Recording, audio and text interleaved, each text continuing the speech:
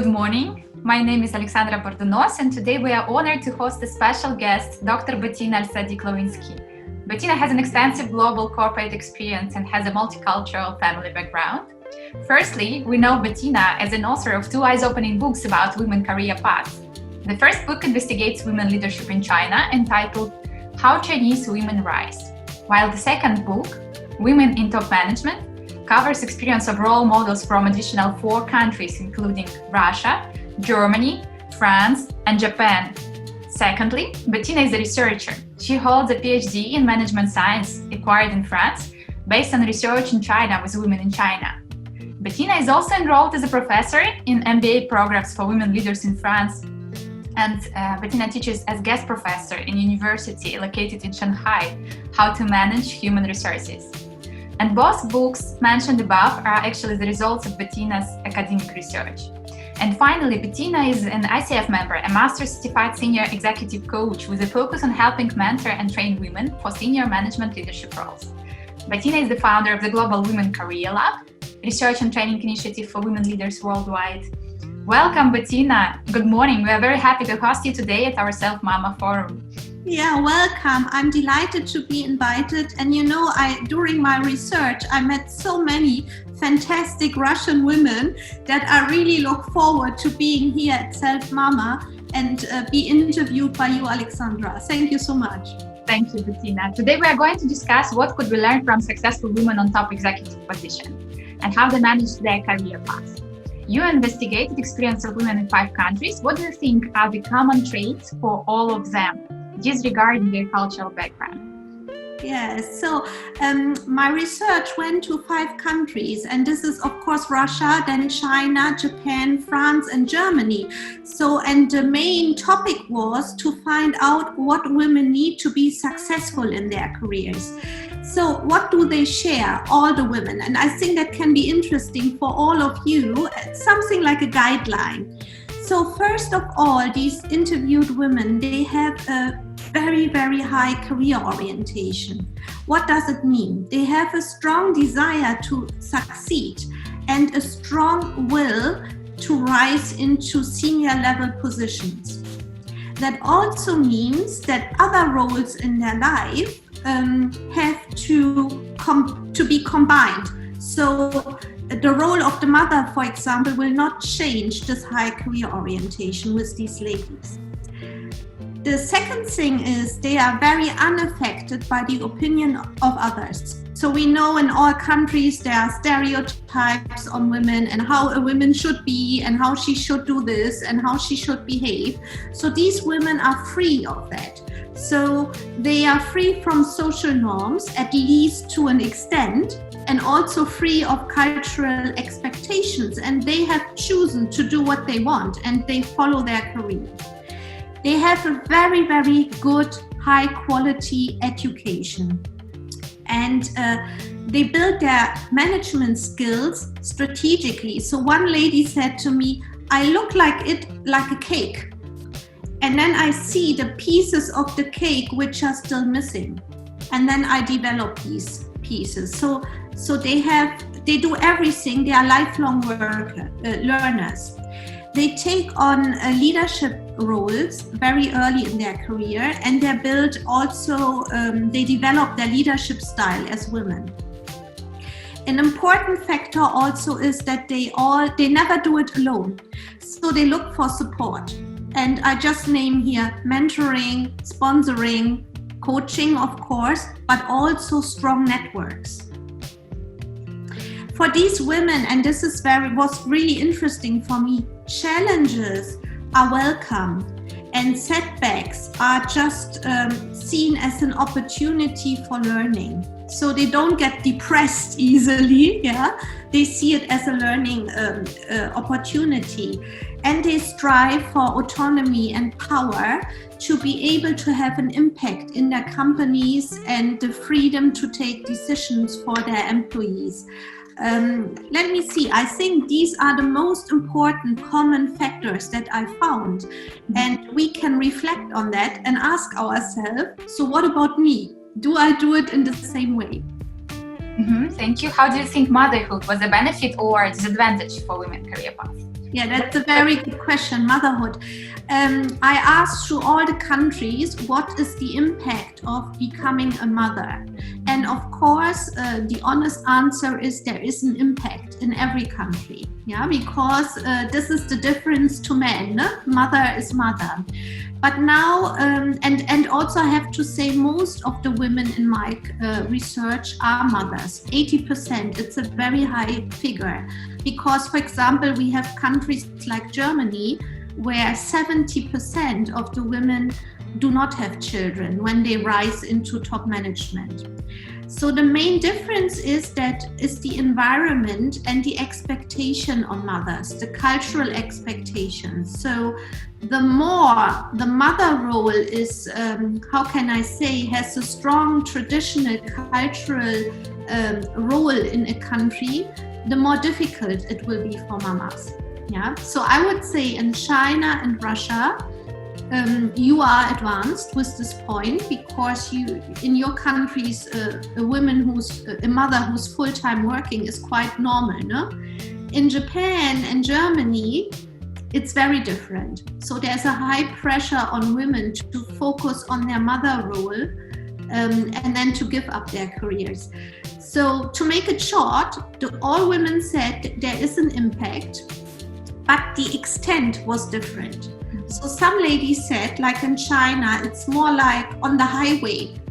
I have a short break in the car, yeah, and then I push again and the car's driving with the career. No? So when I have a baby, it's a short interruption, but it's not a stop.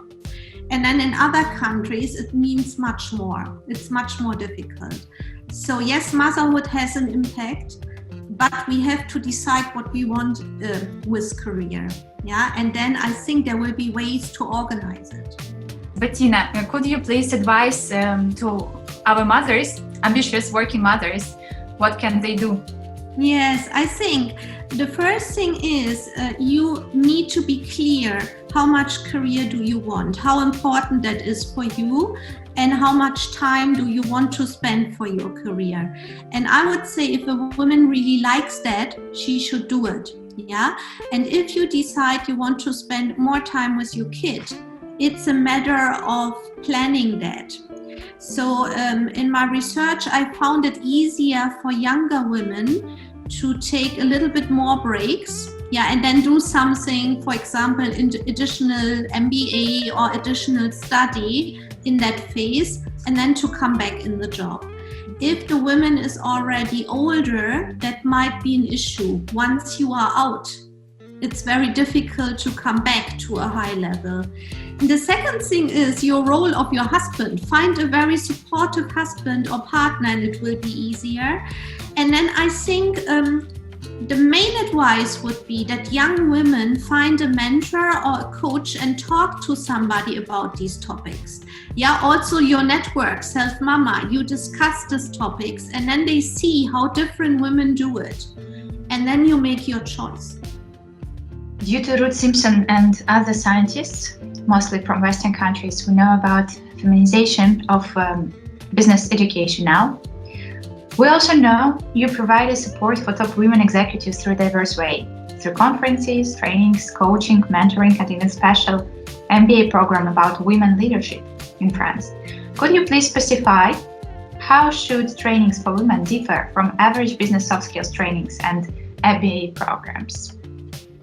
Yes, I believe, first of all, that women, of course, for a management career need all kind of training, same as men, no? To build leadership skills, to learn about leadership and to have a basis.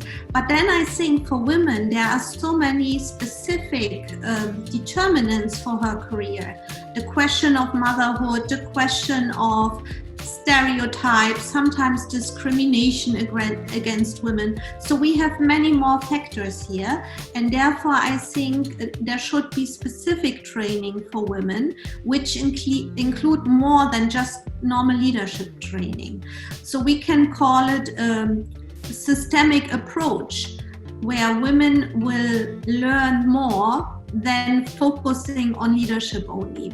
Yeah, and I think it's important because we can learn a lot about leadership, or management, but then on the other side we have issues, to combine motherhood with career, or we cannot find the right network or the right mentor. So there are many factors in a program for women, and this is what I did. And based on your background of being coach for women on top positions, could you please provide probably a few self-coaching questions helpful for career planning? Yeah, well, I would say a good coaching question, self-coaching question could be again and again to ask yourself, what do you really want in your life as a professional, in your life as a private woman? Sit down with that question and reflect, or together with your mentor. The second question is, how much do you want a career? Yeah. What would be your dream with a career? And with the women in my research, I see some energy and sparkle when I ask that question. Then you know already, no? And some women say, little bit is okay. So think about it. The third question, what is your motivation with professional life? And the fourth question, probably, what challenges do you face right now with that? Mm-hmm. And if you write it down, it can help already. Great, thank you. And in your first book, you also mentioned there are 5 main tracks, so it's easy to select among only 5 of them to narrow the focus. Probably you could share similar expectations with regards to Russian scenarios, with regards to Russian women, or is it too diverse? Yeah, well, it's a wonderful question, and it goes deeper into my academic work. So I did now include all the 5 nations into the career path analysis. Let me say from the research in China, I have found 3 main tracks. And the first one is called the flexible hoppers. So what does it mean? These women rose high with changing companies several times. So they changed companies a lot in order to move to higher positions. Then we have the second group is called Unbounded Global Group. So these women also change companies, but they on top of that, they changed countries. Yeah? So they moved abroad several times. And the third group is called Stop and Go Group. So these are women who make their decision not only for the career, but who look on other factors like family demands or the demands of a partner, but still do a career. So when I look at the Russian ladies that I had the pleasure to interview, I would say there were 2 of these groups also, the flexible hoppers, so Russian ladies changing jobs several times, and also stop and go. So some ladies had the baby and they stopped for a while and then continued their career, or they did not take an assignment because the partner didn't want to go overseas, for example. Yeah. So these two groups were prominent. Let me describe a little bit the fantastic Russian female top executives that I could interview. So how can I describe them best? I think they are extremely flexible, first of all, and they are willing to take certain risks. They don't like routine, they said. So for them, work should bring variety, and it's important for them to gain autonomy in their work, because when they have more autonomy and they are in a high position, they can use their influence better, also for other women. So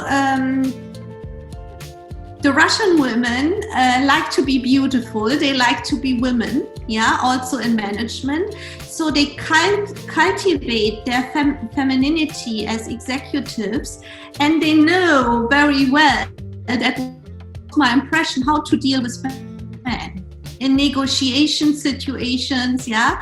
So they know how to be a woman, to be an executive, and how to negotiate with male colleagues or male stakeholders. the one thing that Russian women have more than the other women in the other groups is their visionary skills.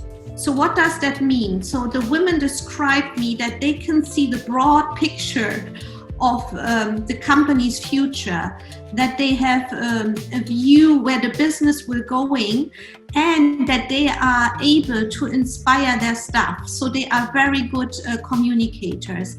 And this I've seen it a little bit in the German group also, but the Russian women were very, very strong here. So my message is, be proud of yourself, ladies. Yeah, even you have the challenge being a mama. Yeah, it's beautiful to be a mama, but you can do it. Russian women are very, very strong. Bettina, could you please also share a bit more information about Career model? What is it about? How does it look like? Could you explain it a bit more? You know, in my research, I based the whole research, the interviewing and the analysis, and also later my trainings on this model that I developed. So the Career model is including some of the most important determinants for a female career. So I divided it in external factors and individual factors.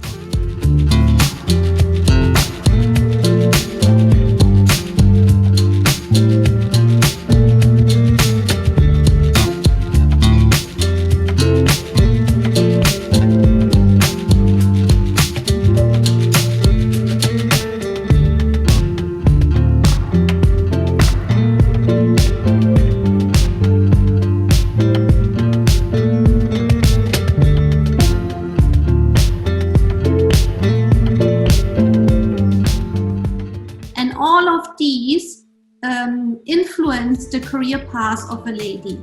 So that's the idea, to make the research really rounded and systemic. In your research, you also uncover barriers that women must overcome to rise in a senior level position, like stereotypes, like lack of support, and some of them are widely known in Russia. We already speak a lot about maternity wall, which are stereotypes as if maternity lowers female employees' efforts, makes their performance unpredictable, which is glass ceiling, stereotypes shortening women's career paths, and also lack of spousal support. We already talked about it. And need to be a lot of 2, even 3 shifts when you come from work, and then you deal with kids, and then you also have to put time for yourself as well. However, Western researchers outline other obstacles as well, which still stay outside of Russian discourse, and I would like to discuss them with you. Did you find evidence of them in your research? Could you please comment how did role models in your research, the ideal senior female executives, manage to cope with them? And the first is, let's look, for example, as a labyrinth of female leadership. It implies that for women who aspire to top leadership, routes exist, but they are full of twists and turns, both unexpected and expected. And because all labyrinths have a viable route to the center, it is understood that the goals are attainable, but it's very unpredictable. Yeah, so this is a picture from the researcher Igli that you mentioned, and then there is also a book about it, The Labyrinth of Female Leadership. So it means that women have on their paths have different choices to make, yeah? And these choices are more than male choices usually, because of motherhood, because of old parents, because of double career couples, yeah, where he wants to do a career and then her career is different. So this picture says it's like a labyrinth. So we have different paths to choose. And we, in some paths, lead to nowhere. So I've not specifically researched that in my interviews, but of course, I heard a lot from women that they had to take decisions. And in this group of women who went really to high-level jobs, I think they were very clear, because they answered the question for themselves, what do I want? And the answer was, I will continue my career. And then when you are in the labyrinth, yeah, you see different paths, they choose the path that will fit into their career strategy.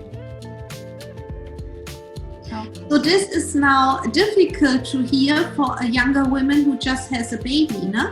She will say, wow, how am I doing that? Yeah. This is another topic. Once you are decided what you want in the labyrinth, yeah, and you take your decision, we can find solutions for how to handle that period of your life. No? Usually it's the first years which are really hard for a mother, yeah, with very young children, and then they become more independent. And I want to say to the younger ladies, when you enter this labyrinth, think about your child will grow very fast. So please think about what you really want, and that will guide you through the labyrinth. Thank you. There is also another metaphor which is popular in the Western world, old boys clubs. But we also never I personally never met in discussion here in Russia. It highlights the existence of an informal system by which money and power are retained by wealthy white men through tight business relationships. So it's more about uninformal networking opportunities, which women usually miss because of time schedule, because it's just simply not really open for women. So what could women do to overcome this obstacle? And probably you can share some examples from your study, if you mentioned. Yes. So you mentioned that it's more in the West, and that's true. I heard these things more from women in Europe. I didn't hear it in my Russian interviews. I think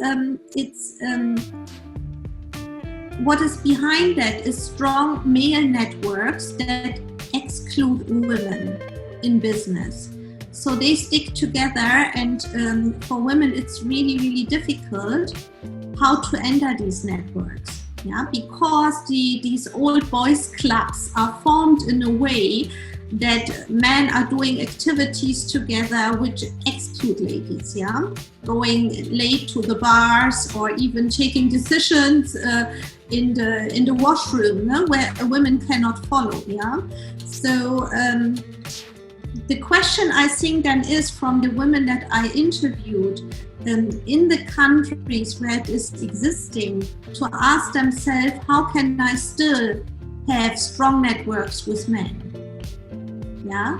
So the question is, how can we open up these networks? And then on the other hand, I think the Old Girls Club is a great idea, very, very great, because women now are ready to have their own clubs, yeah, and to share positions, to help each other, and to be really, what's the word in English? To have a big solidarity amongst women. So I think Old Girls Club can be an answer, and the other answer will be, even you are a woman, and if you meet such boy clubs, ask yourself how you can enter them. For some women, that was quite possible in my research. They said, okay, then I go drinking. Okay, that's very encouraging. Thank you. And there is also no rivalry between women, and I'm sure we have it in Russia, but it's also not really widely spoken topic. It means that female rivalry happens when a woman uses her power to keep another woman down, mistreats her, competes unfairly, which is not as common for men. And there is a stereotype: the more women you have on top positions, the better is their inclusion. However, it's actually the opposite way, because as soon as there is one or two women, they are afraid that it's already like a full house. We don't need to have more women here, and then they protect their position somehow, unconsciously maybe. It's interesting. I have a chapter in my new book about that, about a rivalry between women, and mainly the French women talked about it. So in the other countries, I don't know why, but it was a silent topic. No? It was not so open. And I think it doesn't mean that it's only happening in France, no? But just it came up in the interviews. So we have in literature something called Queen Bee syndrome. So, which means women which are on high levels do not want to belong to the women's group anymore, because in some countries women are more in middle management. Yeah, they are not so much in top management. I think in Russia you have already quite a few up there. Yes. But in some other countries like Japan, not at all. No? And then women who rise up to a very high position they don't want to belong to the women's group anymore, because women in their countries means lower jobs, assistant job or middle management job. And they fight so much to get up to these positions that they stay separate from other women. So I think the more women we have, the more women can help other women. Because if women fight each other, nobody will win. Both will lose, the high one and the middle one. Yeah. So I strongly believe that we should stick together and support each other, but also work with men, of course. There are very supportive men who help women. But if women fight women, it will lead to nowhere. Right. Thank you, Bettina. Thank you for being with us today. And I suggest we can summarize our today's conversation by some mentoring, inspiring wishes from your side to our audience, to women who are still in search of balance, maybe in the beginning of their career path, not yet on the top level. I think for your forum and for mothers, it's the most important thing, how to balance. Yeah. Let me give you first a realistic answer to that question, and then something inspiring. So the more realistic approach would be that some women in my research, they said, balance was not my target. It's from a Chinese top manager. She said, I wanted to stretch. And some women in France said, Bettina, balance perhaps is not achievable if you want to go to a high-level position. Now, you said you want something inspiring. No? Right. First of all, I personally think it's not the right way that a woman should give up motherhood if she wants to be a mother. Yeah, we must find ways for mothers to also rise in the corporate world. And I think it's more like another woman said to me. She said there are phases in a woman's life.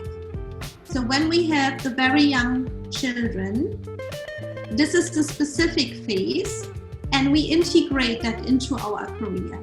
And then later we can be more free and do different things for the job.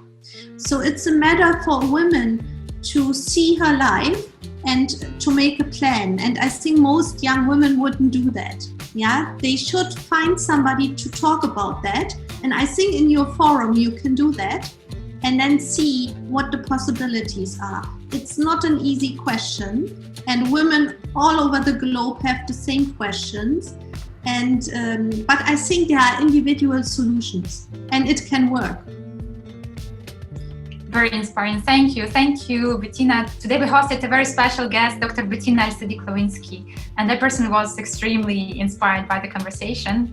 Thank you very much for it, and I hope you share similar excitement. We will be looking forward for your feedback, ideas, and provoking thoughts inspired by our talk. Goodbye. Have a nice day. Let me say thank you so much. It's the first time I've been invited to speak in Russia, and it's really an honor to me, and I hope I could do more in the forum and interact directly with you ladies, but I hope you enjoy the video.